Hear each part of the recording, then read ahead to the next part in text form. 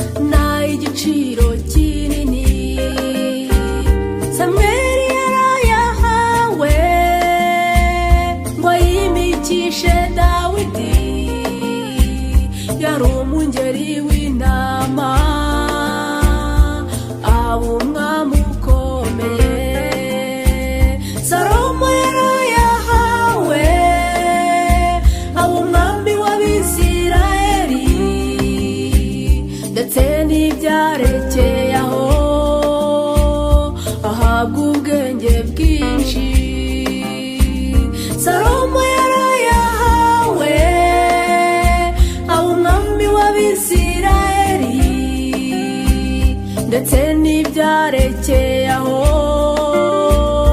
ahabwa ubwenge bwinshi. Nimureke dusenge dusabe Imana dusiga amavuta, nimureke dusenge dusabe Imana dusiga amavuta, kuko gusigwa n'Imana harimo umugisha ukomeye, kuko gusigwa n'Imana harimo umugisha ukomeye. Muri ayo mavuta mbabwira harimo imbaraga zo gusenga no kunesha Satani. Esiteri yarayahawe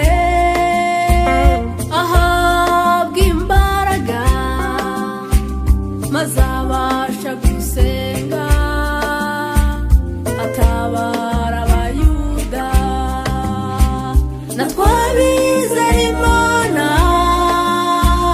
dukeneye ayo mavuta ngo tubashe gusenga